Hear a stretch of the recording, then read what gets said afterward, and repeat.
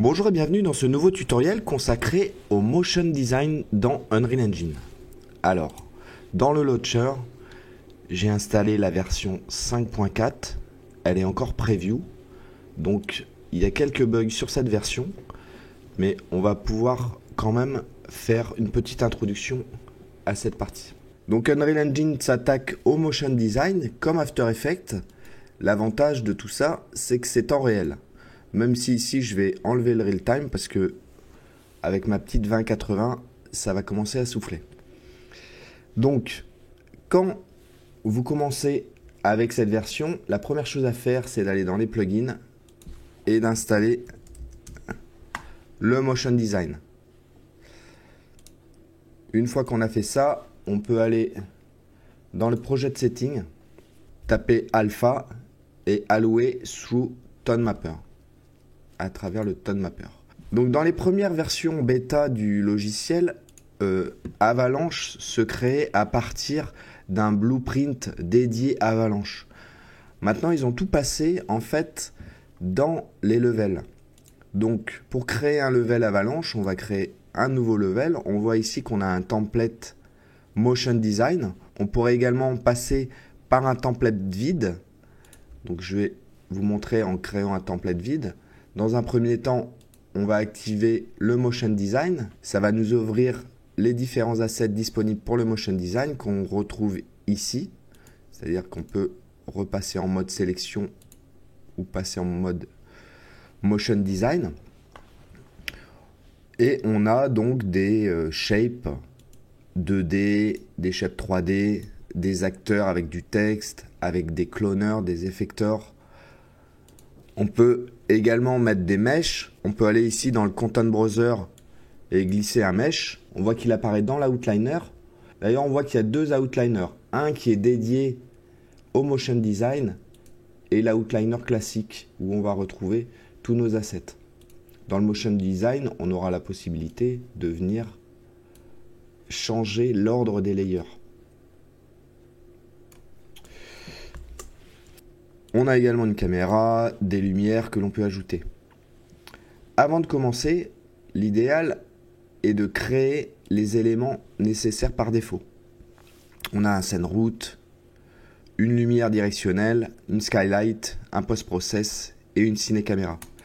Quand on les spawn, on voit qu'ils viennent se placer ici dans l'outliner. Donc les assets ici, soit on clique deux fois dessus et on les place, soit on vient cliquer une fois et on vient les tracer. Dans la fenêtre de preview, si on clique sur la touche C, on va passer de la vue libre, la free camera en fait, à la vue de notre caméra. Donc on va pouvoir venir éditer nos assets ici en 2D avec des options vraiment très intéressantes qui permettent d'éviter de passer par de la modélisation. Si on va dans les détails, que l'on sélectionne l'objet, ici dans Shape, on voit que on joue sur les différents paramètres. On peut passer en free, entrer des valeurs précises. Ici, on a ensuite d'autres options, comme ces petits points ici qui permettent d'ajouter un bézier dans les coins. Donc on a nos différents coins, top left. Donc là je suis au top left. On voit qu'ici je viens changer la valeur. Donc on a des types de coins. On peut le courber en sens inverse. Voilà, ça permet de créer des formes un peu particulières. Alors le point, je ne sais pas ce que c'est. Le point, c'est voilà, il ne met rien en fait. On repasse tout de suite en curve-in. Donc je vous rappelle qu'il y a pas mal de bugs sur cette version.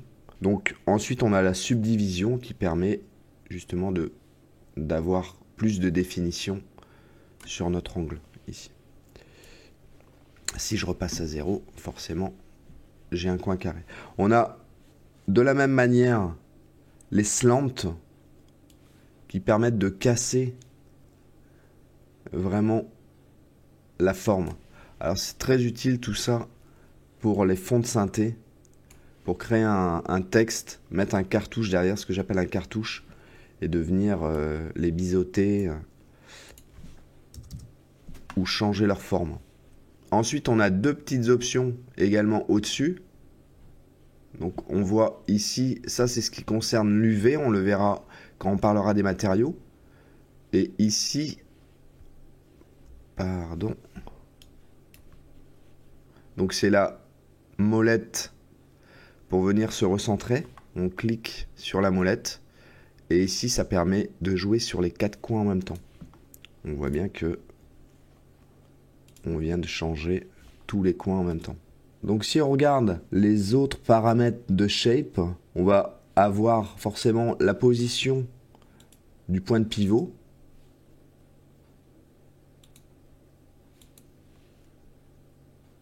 Donc il y a un petit problème de rafraîchissement, hein. Vous voyez ici, il met un certain temps à venir rafraîchir sur cette version. Là on retrouve le global bevel, c'est-à-dire pour changer tous les coins en même temps. Et donc on a des options sur l'ensemble des outils. Donc ici, quand je trace un cercle, en appuyant sur majuscule et contrôle en même temps, on va pouvoir garder son ratio. Donc, quand on trace un élément, ce qui peut être intéressant, c'est d'avoir une grille. Donc on a différentes options ici en bas qui permettent d'afficher ou non la grille. Donc on peut afficher les safes. Ici, les safes qu'on va retrouver dans les préférences. Si vous allez dans les préférences, que vous tapez safe,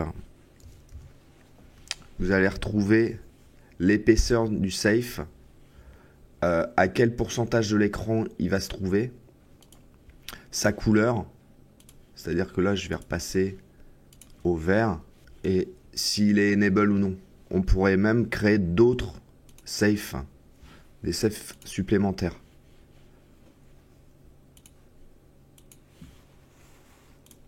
Donc, on va afficher les safes. On va pouvoir, à partir des règles, venir mettre des guides. Et ces guides, on les affiche ou non ici. En cliquant 2 fois dessus, on va venir les effacer. Et en venant faire un clic droit dessus, on va pouvoir également les déplacer, mais plus précisément en tapant une valeur, et également les loquer. Ce qui est intéressant puisque si on a beaucoup de guides, comme ils appellent ça, hein, des guides, on va avoir tendance en travaillant à venir les déplacer. Donc autant les loquer. Donc si on regarde les autres outils qui sont en dessous de la fenêtre de preview, si je viens placer un texte, que je viens le changer, Avalanche Project, on voit qu'on peut venir changer sa couleur. On va pouvoir passer d'une couleur à un dégradé, c'est-à-dire qu'on a 2 couleurs ici. Et le dégradé, donc on a des petits outils qui sont en haut. Donc pour ce qui concerne notre dégradé, on va pouvoir venir changer l'offset, venir jouer sur la rotation, venir également jouer sur le dégradé. Toutes ces options, on les retrouve bien sûr dans notre texte ici, dans le style. Voilà, on voit qu'on est bien en gradient. On va jouer sur l'offset, le smooth. On peut réinitialiser la direction à l'horizontale ou à la verticale, ou jouer sur une rotation.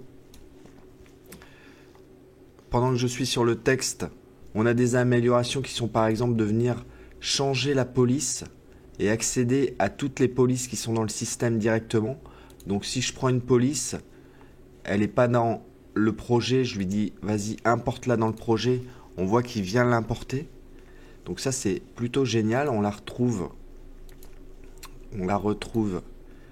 ici, on peut venir lui dire qu'on la met en favori. On va pouvoir passer directement en majuscule. Jouer sur l'alignement, le kerning. Voilà.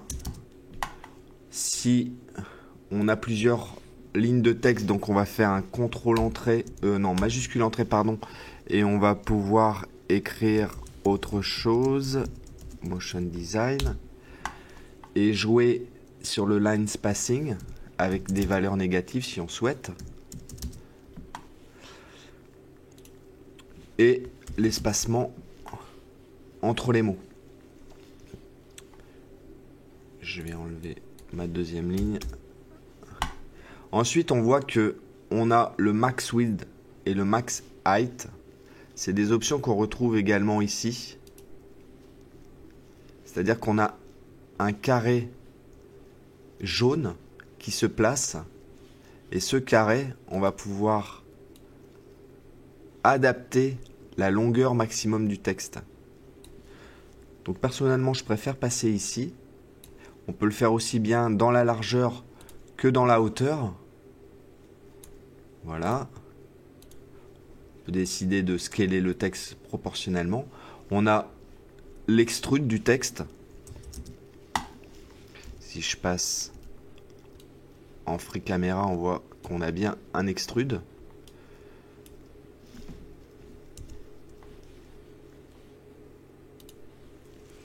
L'extrude, on va pouvoir jouer sur un bevel. On a également l'outline et plein d'options justement pour le texte. Ici, comme on est sur un texte 3D, on va pouvoir changer le matériel sur la face, sur le bevel, sur l'extrude et sur l'arrière.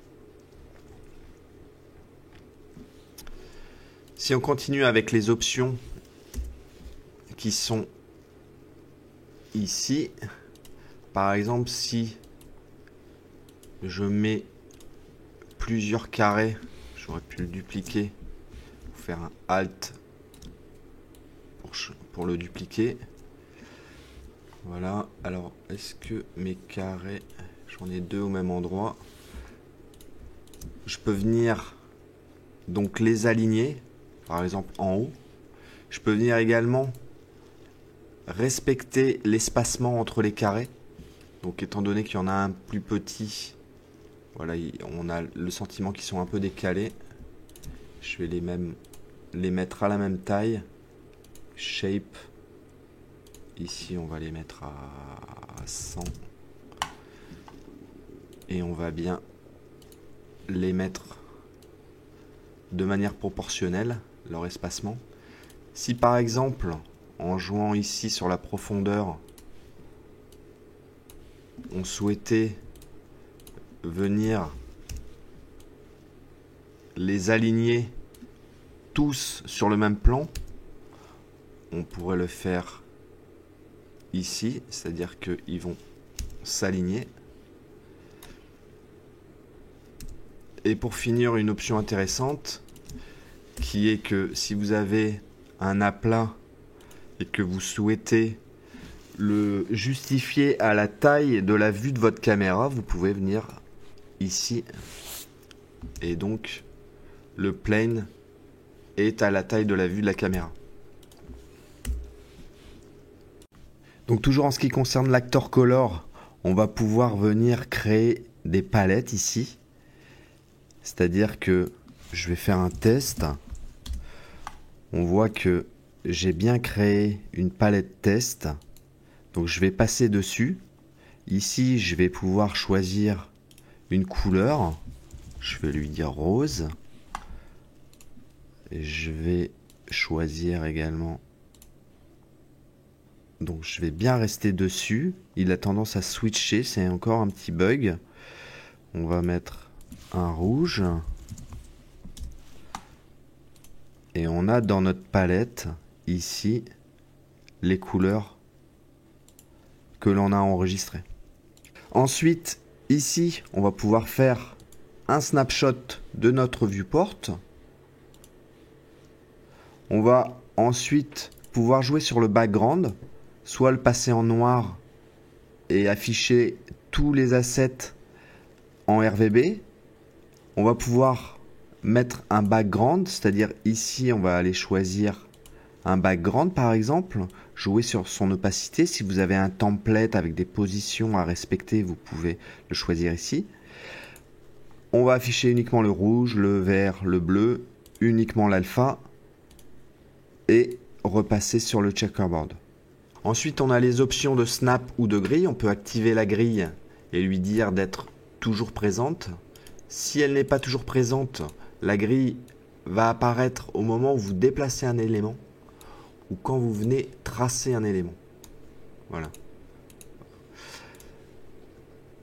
La grille, vous pouvez également changer sa taille, c'est-à-dire que ici, je vais passer sur On et je vais changer la taille de la grille. Ensuite, pour les options de snapping, vous activez le snapping, vous avez le choix de snapper sur la grille, sur l'écran ou les guides, ou sur les acteurs. Donc si on se snap sur la grille, on voit que on vient vraiment être précis. Si on se snap sur les acteurs, voilà, on peut vraiment venir se coller aux acteurs simplement. Et pareil, là ici, le snap sur l'écran est activé. Donc on se snap sur les bords de l'écran. Si j'ajoute,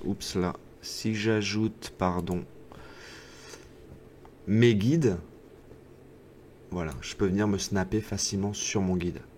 Et la dernière option ici, c'est le Viewport Information. Donc si on vient zoomer, on voit notre facteur de zoom, on voit la taille utilisée du viewport, sachant que ici, dans le Project Setting, tout en bas, on a les options du Motion Design et on a la taille de sortie 1920-1080.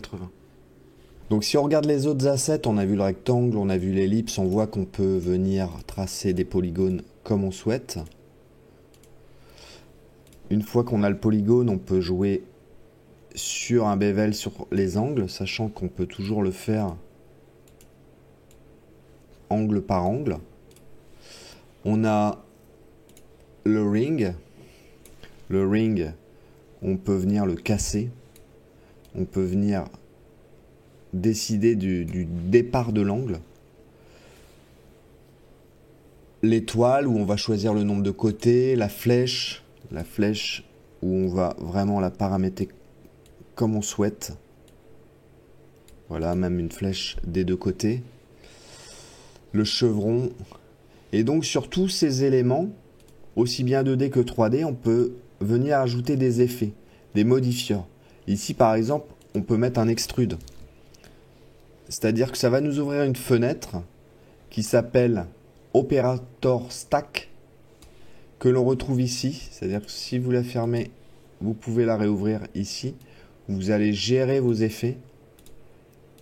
Voilà, jouer sur le front. Là ici, je pourrais venir ajouter par exemple un bevel. Jouer sur le bevel. Voilà, sur l'itération. On pourrait ajouter un effet normal pour venir cleaner un petit peu les angles ici. Donc on a différents types de modificateurs. Si on prend par exemple un cube ici que je passe en wireframe, on voit qu'on peut ajouter ici un bend. Donc ça nous rajoute par défaut une subdivision. On va pouvoir jouer sur le bend de l'objet, paramétrer d'où part cette rotation, cette distorsion. Dans les effets, donc on a du booléen pour faire des masques, très pratique. Le miroir, les normales on a vu rapidement. On a également dans les effets, par exemple les patterns. c'est-à-dire le fait de jouer ici sur des éléments et de venir les animer, les répéter, jouer sur la rotation, enfin plein de choses que je vous laisse découvrir. Donc maintenant, si on regarde la catégorie acteur, on voit objet nul. On peut par exemple venir mettre plusieurs objets dans le viewport et ici venir créer un objet nul. Voilà, on le retrouve ici. On peut drag and dropper nos objets dedans. Mais ce qu'on peut faire également, et c'est beaucoup plus simple, c'est venir sélectionner nos objets, cliquer ici et ils sont lancés directement dans un objet nul. En sélectionnant l'objet nul, vous pouvez éditer le point de pivot. Génial. Hop là. Alors voilà. Il faut sortir de l'édition pour bouger. Donc, on peut éditer le point de pivot des objets, mais alors j'ai regardé ici, j'ai pas trouvé. Franchement, alors comment je fais? Moi, je vais dans Modeling, Xform, Edit Pivot.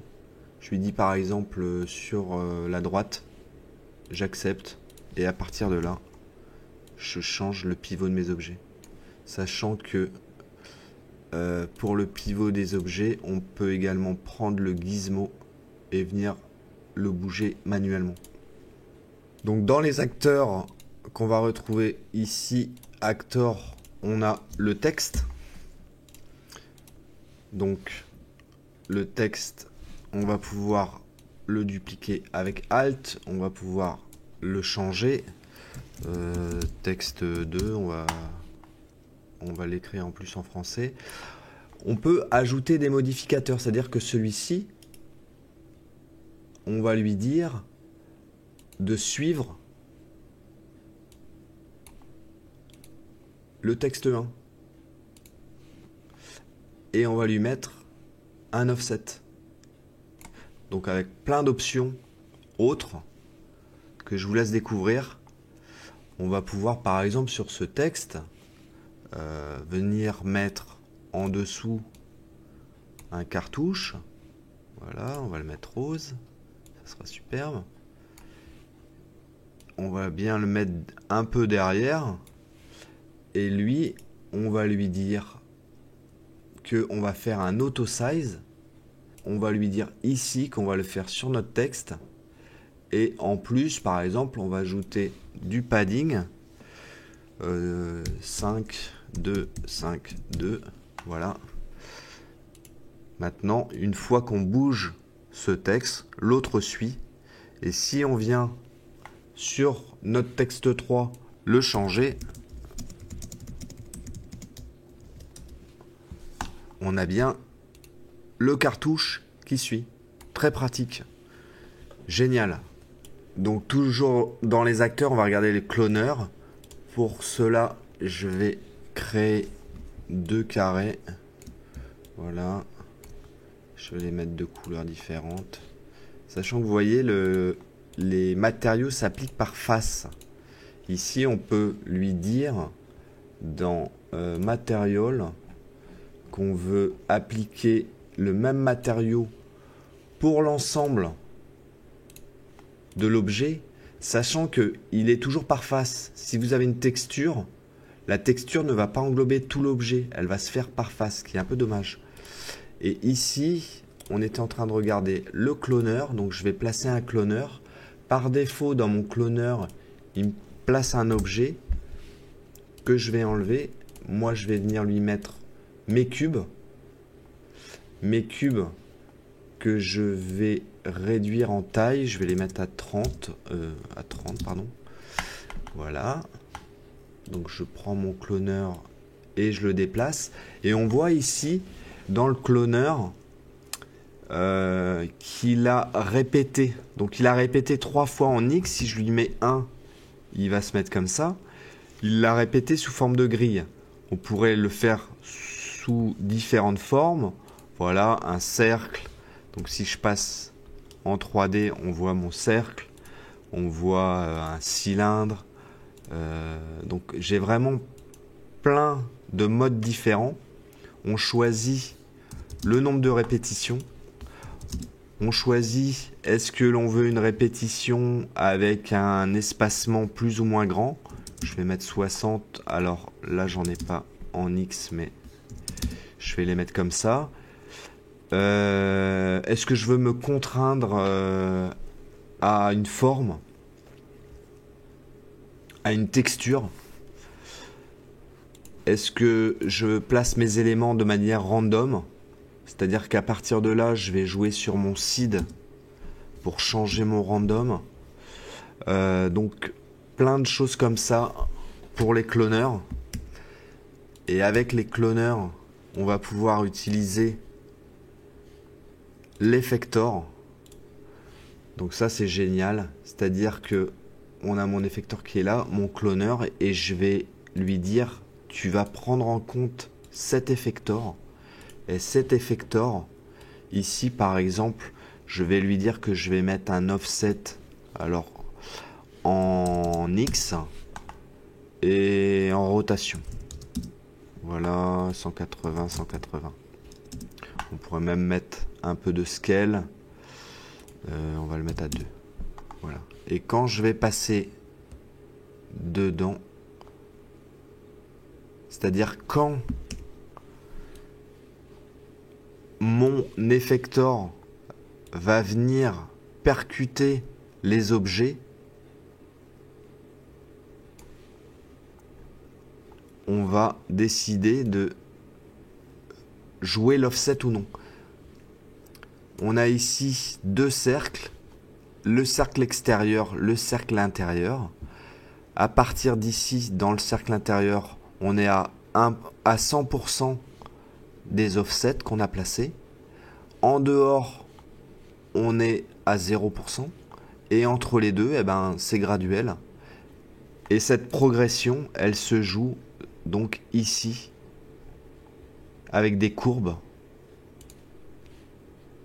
On pourrait l'avoir linéaire, on pourrait avoir des mouvements un peu bizarres, élastiques. Voilà. On peut bien sûr jouer sur la taille de l'intérieur ou la taille de l'extérieur. On va pouvoir également ajouter des forces. Les forces sur l'orientation, des forces sur la gravité, sur du bruit. Voilà. Plein de choses qui donnent des backgrounds vraiment sympathiques. Les splines, le SVG Actor, ça permet d'importer des images au format vectoriel et de venir les extruder, les animer simplement. Tout ce qui est media plate pour la vidéo ou pour un live, un flux live. Voilà, je vais aller assez rapidement sur les autres options, c'est-à-dire qu'une fois que vous avez composé, vous pouvez animer. Vous pouvez, sur les textes, venir exposer des paramètres, comme par exemple ici sur du texte, vous pouvez les changer depuis le remote control. Vous avez un système de transition logique, c'est-à-dire certains textes, si vous jouez 2 fois la scène, comment va se passer la transition? Est-ce que si la scène est déjà à l'antenne, quelle va être l'animation? Sachant que vous pouvez créer plusieurs animations. Si elle est déjà à l'antenne, quelle va être l'animation entre les deux? Donc vous pouvez définir des règles ici. On reviendra là-dessus. Et tout ça pour, dans le Content Browser, venir créer un rundown. Donc dans le Motion Design, vous pouvez créer un rundown. Et ce rundown, vous allez jouer des templates. Donc par exemple, mon générique, ici, vous allez le mettre dans une playlist et vous pouvez le jouer.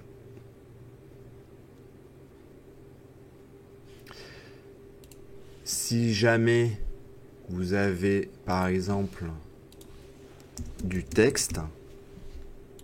J'ai un système qui joue du texte.